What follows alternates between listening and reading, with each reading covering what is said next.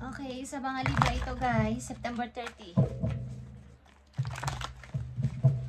Handa na ba kayong malaman ng inyong message today? September 30 guys, bago pumasok ang October, ito ang mahalaga at magandang message po kayo. Ano man tong lalabas dito is para to sa mga Libra guys. At kung ito ang inyong sitwasyon, is kumuha kayo ng kahit kunting percent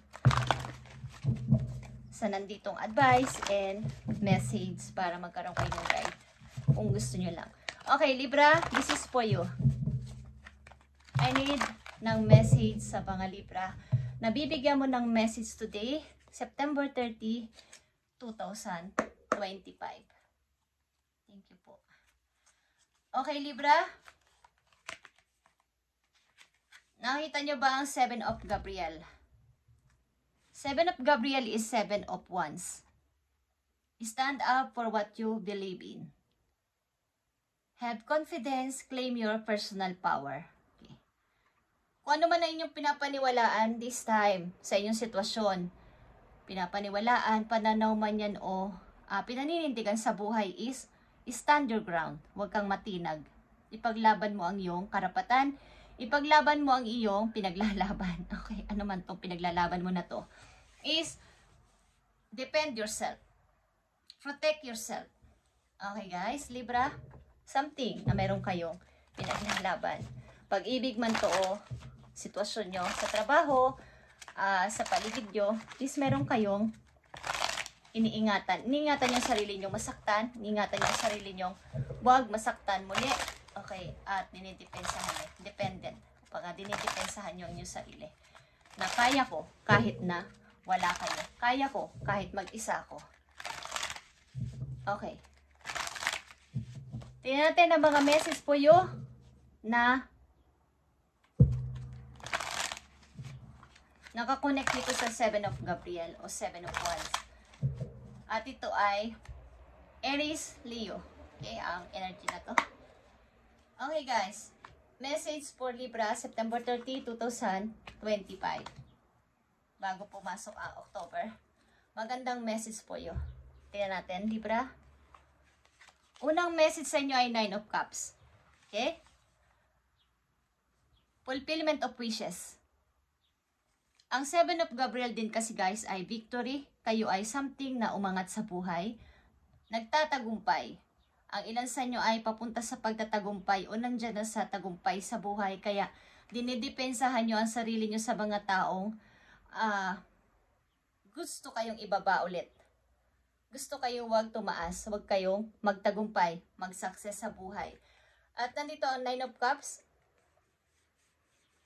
Maaaring unti-unti nyong natutupad ang inyong pangarap muli o natutupad ang inyong pangarap. May kinalaman din sa pag-aaral, pagtatapos sa pag-aaral, at mga project na natatapos na kayo ang may gawa. Okay? Ito ay parang happy ka dito. Ito na yon. Parang sinasabi mo sa sarili mo na unti-unti ko nang nakakamit ang tagumpay. Okay? Ang pangarap ko. Ito yung gusto ko. Dito ako masaya. Okay guys? At pangalawang message po yung 6 of Cups. May kinalaman ito sa pakikipaghalubilo nyo sa tao, pakikipag-usap nyo sa tao, yung inyong manner o respeto sa bawat tao, sa paligid, maging bata man o matanda, is meron kayong pakialam. Nagsishare kayo ng inyong idea, ng inyong, may alam kayong ganito, ganyan, na hindi alam ng iba, kayo ay nagsishare, kayo ay nagbibigay ng idea sa iba, nagtuturo, something. Ilan sa inyo ay matatalino, na Libra nandito at maaaring nag-aaral or mayroong pang tinitrain sa sarili. Nandito ang the star, okay? Maaaring kayo ay literal na star na sinasabi o something na nakakamit at nakakamit nyo na talagang inyong tagumpay sa buhay. Kumbaga, may kasabihan nga na you're the star. May sinasabi ang mga tao na kapag ikaw ay umaangat o something na parang idol, ina-idol ay, para ang tawag sa iyo ay star ka. Okay? Ito din ay pag-wish. Something na kayo ay may wini-wish kay God. na matupad itong mga pangarap nyo na to. Maaring ilan sa inyo nag-uumpisa pa lang, o ilan sa inyo nandito na, at masaya kayo dito sa ginagawa ninyo. Unti-unti nyo nang nakikita ang tagumpay.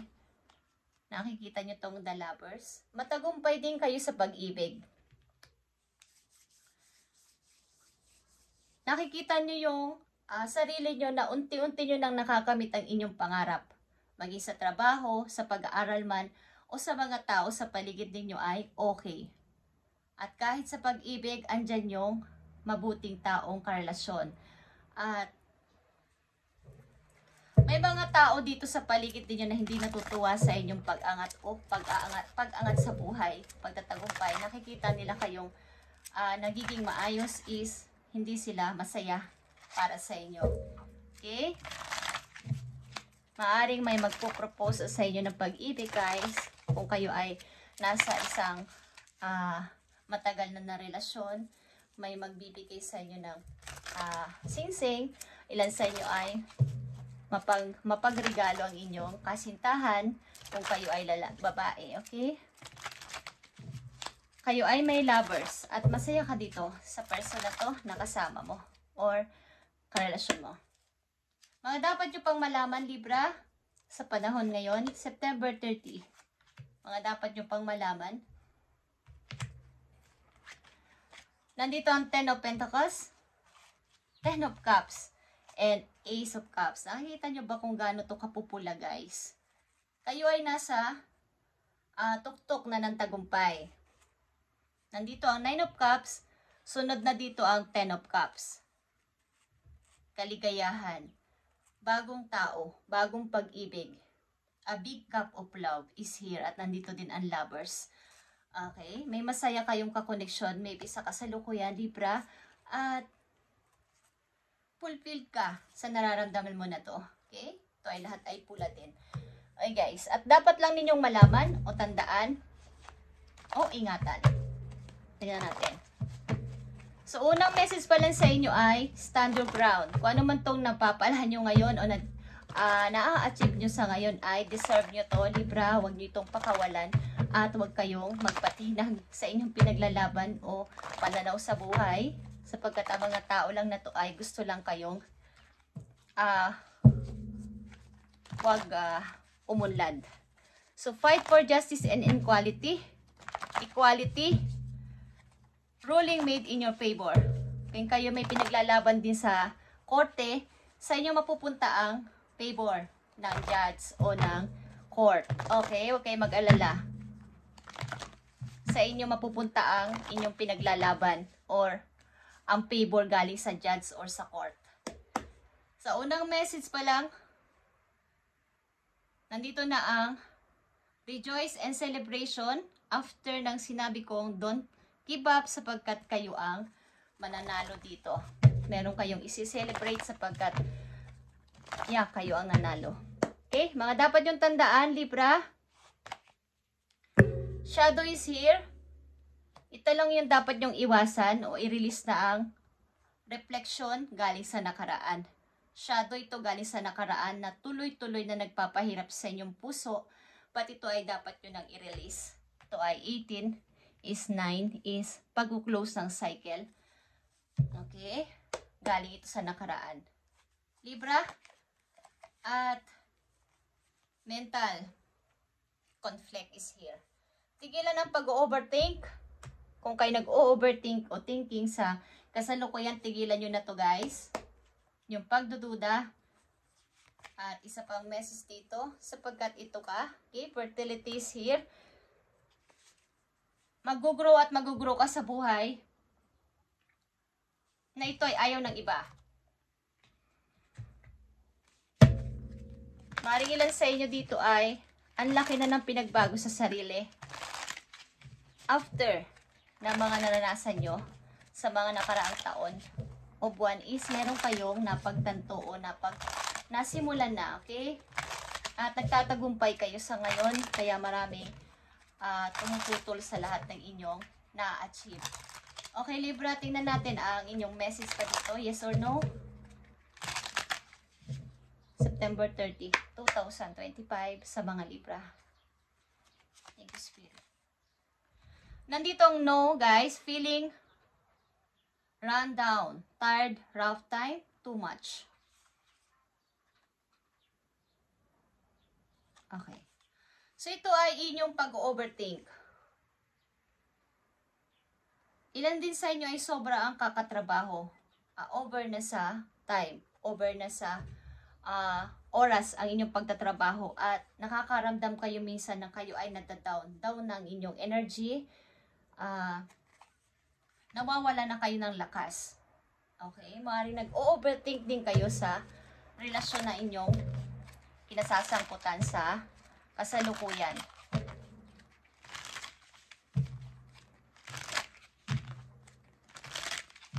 Ito ay galing sa healing energy message, guys, sa mga Libra. Para to sa inyo. Tuloy-tuloy ay inyong pag-grow at maaaring lang sa inyo ay nag-i-start talaga sa magandang buhay. At ituloy-tuloy nyo to, guys. Nakakamit nyo na ang inyong pangarap o makakamit nyo na. Huwag lang kayo mag-overthink at umiwas sa alaala ng kahapon, guys. I-release na to. Ang shadow na to. Galing sa nakaraan. Okay, September 30, 2025. Tingnan natin ang message po yun, Libra. Okay. Andito ang inner beauty. Okay, inner beauty ito. Panloob na kagandahan nito, guys. I open the eyes of my heart and direct my gaze to the light within every being. Personality and physical appearance are in the image of man. Beauty and godness are in the image of God. Okay. Ilan talaga sa inyo ay hindi tumitingin sa panlabas na anyo ng isang tao? Para sa inyo is, lahat tayo ay pari-pareho lang at pantay-pantay. Na tayo ay nilikha ni God na mayroong mabuti at magagandang mukha. Okay? Ilan din sa inyo hindi tumitingin sa, kumbaga sa physical, na masamang bawa, namimintas ng kapwa dahil hindi naman kagandahan, hindi kapugian, pero kayo ay tumitingin sa inner beauty, kumbaga sa panloob. Kung mabuti ang puso ng isang tao, doon kayo tumitingin, hindi sa panlabas na kaanyuan. May mabuti kayong puso, okay?